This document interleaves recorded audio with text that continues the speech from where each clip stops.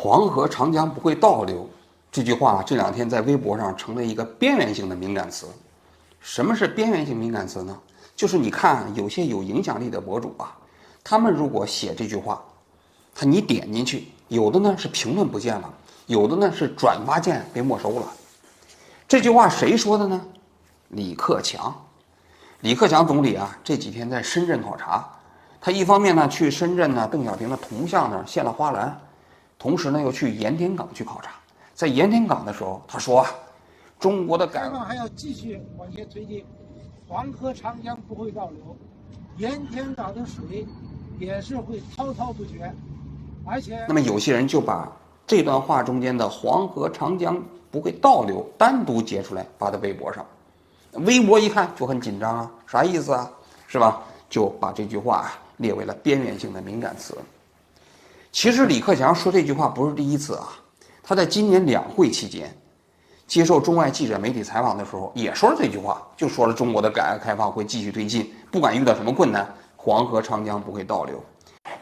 我明确地告诉大家，无论国际风云如何变幻，中国都会坚定不移地扩大开放。长江黄河不会倒流，中国对外开放40多年，发展了自己，造福了人民，也有利于世界。这是个机遇的大门，我们绝不会，也绝不能把它关上。但是当时由于接受中外媒体记者采访的时候回答的内容比较多，所以这句话呢虽然引起了一些媒体的关注，但没有这次这么强烈。为什么这次会这么强烈呢？我个人觉得也是跟他去的地点有关。深圳是什么地方？深圳是中国改革开放的这个桥头堡、橱窗，邓小平当年亲自把它建立起来的。同时呢，那个地方有邓小平的雕像。邓小平在92年南巡的时候呢，其实为什么选择深圳，也是他认为深圳就是中国改革开放的象征。所以你看啊，中国的这些党和国家领导人呢，去什么地方说什么话，都是背后有含义的，不是那个随随便便的。比如说老毛的故乡韶山，大家都知道，你看党和国家领导人一般是不去的。比如说邓小平73年去过一次，自从改革开放之后，他一次也没去过。我相信他内心其实是极其鄙视老毛的，他肯定不愿意去韶山，对不对？但是又没办法，所以搞了个73开、64开的。那么后来江和胡呢上台之后啊，象征性的都去过一次，以后就再没有去过了。因为你几代领导人都不去，好像给人感觉就把老毛给扔了，不管了，对不对？因为这毕竟是合法性来源的继承部分嘛。习上台之后也没去过。2013年的时候，他去湖南考察，很多人都关注他会不会去上韶山，因为那个时候他也是刚上台不久嘛，没去。所以当时很多外电还专门解读过，说习不上韶山的背后啊，肯定是有深意。所以你要知道，党和国家领导人去湖南去视察本身就比较慎重。为什么？因为你去湖南去考察，你上不上韶山，大家就会去观察嘛，因为你很近嘛。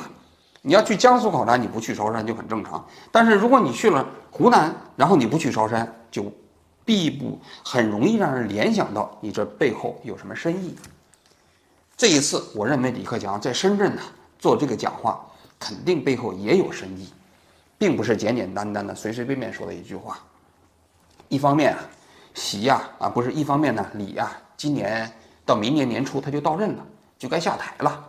有些人说什么习上李下都是瞎扯的，李克强到明年两会的时候就卸任了，所以微博上有人说啊，人之将走，其言也善。他这10年的总理啊，应该说是中国啊最没有存在感的一个总理，权力小嘛，说话不算嘛，所以在中国的权力体系下，你会发现总理总是会说一些老百姓想听的、爱听的话，但是呢，因为他不是一把手。他可能没有最终决策权，其实说说也就是说说而已，没什么大用处。咱们回过头来说这句话啊，就是所谓的中国的改革开放，像黄河、长江之水不会倒流。这句话怎么理解呢？我认为李克强为什么在这个时间点要说这句话，有2层意思。第一层意思要给中国普通的老百姓信心，就是中国的改革开放啊，毕竟过去40年。给很多普通的老百姓带来了实实在在的好处。他告诉老百姓，这个过程不会停止，大家放心，给你树立信心嘛。因为这过去的几年，很多人肯定是存疑对这一点，还在搞改革开放吗？还是在想搞文革呀？对不？不清楚啊，所以他在给大家信心。但是我觉得第二点，他可能还有第二个意思，什么意思啊？就是中国的改革开放啊，就像黄河、长江之水从青藏高原一路奔涌到大海，这中间不是说是一马平川，可能会有折冲反复。比如说你走到了大峡谷，对不对？那水碰到了前面的高山，那么你要有折冲反复，大家都知道长江黄河都有大拐弯，对不对？那么什么意思啊？就是你每一届的国家领导人都不一样啊。你碰到邓小平这样的有大历史观、有大格局的，不但奠定了中国改革开放的基础，同时说白了啊，还制定了一些为后世的一些能够上行下效的一些规则。但你要是碰到有一个人练踏的呢，把这个辛辛苦苦改革开放40年建立起来的规则就踢到一边去了，又改宪法，又要定于一尊，还就是想一直做下去的人怎么办呢？我相信现在每一个中国人心里都在犯嘀咕。李克强总理啊，临行之前可能跟大家讲，改革开放啊，这个东西啊，虽然有些人可能会坏规矩，会修改宪法，但毕竟他终有一天会下台。你想想，等他下台之后呢，那也许改革开放还会继续向前推进吧。我理解就是这个意思。那么这句话到底有没有道理？我今天啊就来讲一讲。首先我个人来讲啊，这个所谓的改革开放像黄河、长江之水向大海奔流啊，滔滔之水不会倒流啊，这句话我个人认为这句话肯定是有问题的。为什么呢？因为它背后的逻辑啊是一个历史决定论，就是说历史向前发展，它是一个固定规律，是一个历史潮流。个人你其实有的时候是很难阻挡的，哪怕是你这个人就是想定于一尊，你也阻挡不了历史潮流。但真是这样吗？我个人觉得真不一定啊。因为学过历史的人都知道，其实哪有什么历史决定论呢？历史上那些辉煌的文明，大家去看一看，还有几个文明还在啊？比如说古埃及，大家去看一下古埃及的文明，那真的是辉煌的文明古国，跟咱中华文明比起来，至少比咱先进早个3、4千年吧。但是后来呢，没了。现在的埃及人其实跟古埃及人已经没关系了。那么所谓的古埃及，当时那些文明，后来就在特定的历史阶段的时候呢，就走向了覆亡。欧洲历史上的古希腊和古罗马文明辉煌吧，了不起吧？古罗马文明当年整个欧洲大地几乎都被他占领了，还甚至占领了非洲的一些地方，是吧？差一点没有打到这个中亚一带来，那又怎么样呢？现在大家看看那古罗马帝国呢，没了，对吧？你现在去意大利，你当然还可以看到古罗马的一些遗迹，但是今天的意大利跟古代的罗马之间还有什么联系啊？就那个文明已经不存在了。说白了啊，再辉煌的文明可能都有生命周期，其实并不存在一个所谓的历史潮流，个人阻挡不了。有的时候啊，经过那么2、3代人一瞎折腾，再辉煌的文明也就开始走向覆亡了。其实我觉得这个才是真实的历史规律，就是历史本身经不起折腾。中国的改革开放40年，确实给普通的老百姓带来了实实在在的好处，但它真的经不起折腾。如果真要是有那么一个人执意的折腾，比如说再出现一个老毛，我个人觉得中华民族可能又从此万劫不复了，这太有可能了。那你说普通的人这些担心有没有道理呢？那咱就分析分析改革和开放的具体的内容啊。咱先说开放吧。因为当年改革开放的时候啊，实际上是开放在前，改革在后。开放怎么开放？就是过去外国人不让来中国，让来了嘛；外国人不让在中国办厂，来了嘛，对不对？然后改革呢，伴随的过程中间，外国人来了之后，外资进来之后，我们怎么办呢？过去社会主义把他们都宣传成剥削阶级，先打倒。那现在意识形态要改，允许这些资本家到中国来打了引号的剥削工人，对不对？那于是改革开放就并行向前发展。为什么要在深圳搞这个一个特区啊？因为深圳离香港比较近，当年提出来了嘛，大进大出，两头在外。什么意思啊？原材料在外，生产出来的产品中国人也买不起，就卖出去，中国人只把钱赚了。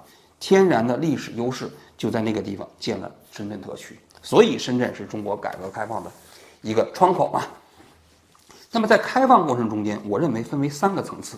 第一个是经济开放，经过了40年的经济上的开放发展呢，中国已经从一个贫穷落后的不发达国家变成了一个世界工厂。现在世界上大家都知道，那些你到全世界你去看，到处你一不小心买到的都是中国制造，对不对？包括我们去乌克兰，我们买那乌克兰的背心衣服，我们当时都说不会是中国产的吗？赶紧看一看，仔细在那看，一看果然是中国产的，是吧？所以现在这个中国制造已经变成了一个世界工厂。那么这个在这几年，其实隐隐约约也出现了一些让人担心的地方。什么意思呢？什么呢？一方面我们自己开始对外面开始设限，另外一方面呢，西方国家，世界上有很多国家，由于跟中国发生意识形态冲突之后，开始担心中国开始利用经济手段实现政治目标，所以很多国家开始主动和中国进行脱钩。比如说大家都知道立陶宛那个去台湾访问，他们的政要大陆一怒之下就说立陶宛所有的产品都不能到中国来了。不但如此啊，你这个产品，如果你这个生产过程中间用到了立陶宛的原材料，也不能进入到中国。那这就是把这个所谓的经济手段当作政治手段来使用嘛，所以很多国家会担心，对吧？那么这是一个方面，我觉得经济上的开放呢，现在跟我们刚刚改革开放的过去30年比，现在形势应该说确实有令人担心的地方。第二，思想上的开放，改革开放大家都知道，伴随着思想解放运动，解放思想，实事求是，邓小平当时提出来的。那么这个过程中间有大量的西方的思潮重新进入到了中国。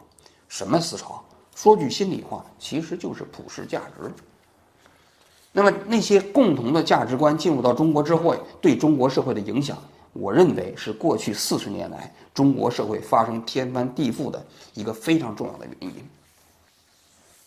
虽然我们不提西方的宪政民主但是你要知道，那些基本观念进入到中国社会，对中国社会的影响还是很大的。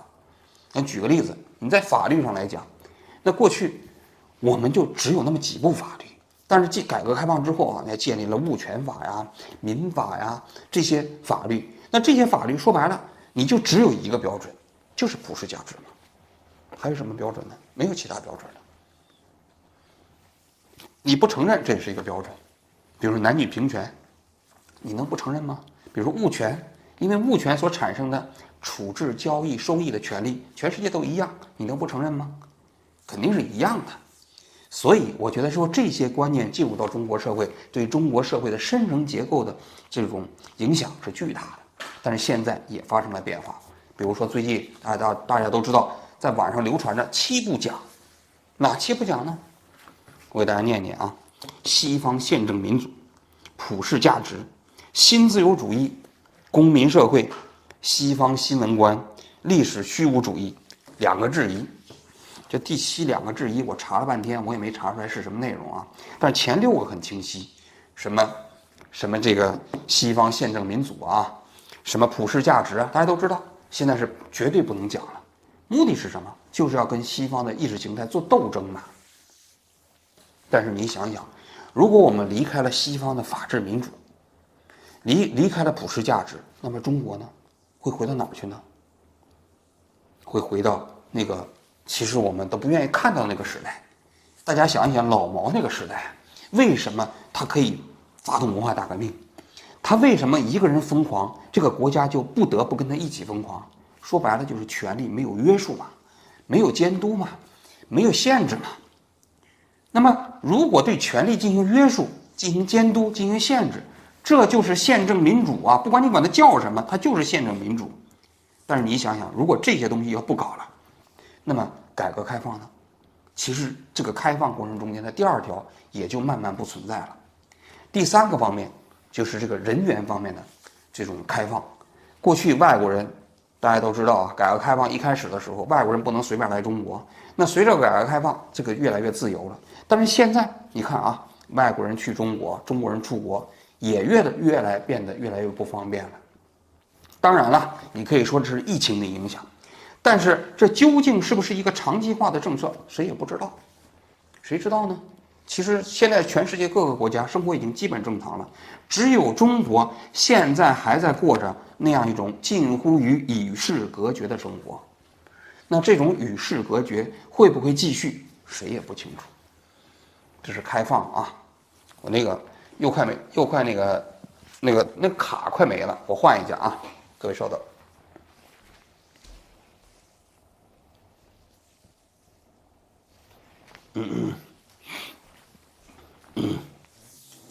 不是卡没了，我搞错了。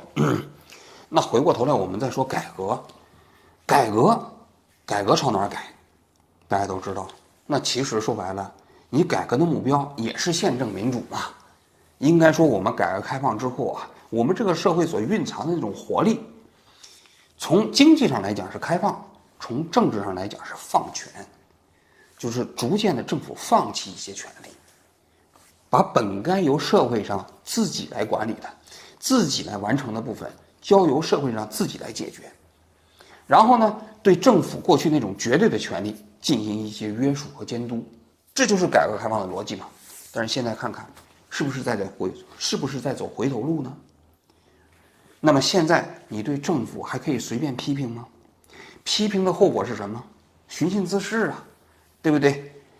那么大家都知道，唐山那个记者又被抓起来了。说白了，不就是报道了一下唐山的事情吗？就算是报道的过程中间有一些不完全准确，但是需要动用刑法，把它弄个寻衅滋事吗？如果政府本身不能批评，不能监督，那么你想，这个权利就变成了一个绝对的权利。那么绝对的权利，咱不说带来绝对的腐败啊，我觉得带来绝对的灾难，这一点应该说是中国人过去的50-60年的历史啊，给我们带来的一个结论。但是现在似乎也在走回头路。改革和开放啊，现在都不乐观。说白了啊，都不乐观。中国开放还要继续往前推进，黄河、长江不会倒流，盐田港的水也是会滔滔不绝，而且不仅要继续保持你们的优势，还要扩大你们的优势。你们要建东港区，把盐田港扩大，将来要变成全球最大的港口之一。对。全球最大的港口。李克强啊，到明年两会的时候就到届了，就退休了。别听网上那些人瞎讲，说什么席上礼下，都是瞎扯的。明年这个时候，李克强肯定就回家了，只有那位还会再继续在台上。那么这个时间点，李克强去深圳，目的是想做什么呢？在我看来啊，他其实很大程度上是在追求自己的历史定位。大家比较一下，10年前温家宝总理在即将退休的时候，也接受过媒体的采访，还在呼吁中国要搞政治体制改革呢，要搞民主呢。但是呢，他知道他自己说话也不算了，也不用负责了，所以才说那句话。所以你看到中国这个体制了吗？贵为总理，也只有在即将退休的时候才能说几句真话。更可悲的是，这个国家的最终决策从来都不掌握在可以说真话人的手中，这是中国未来社会发展最大的风险。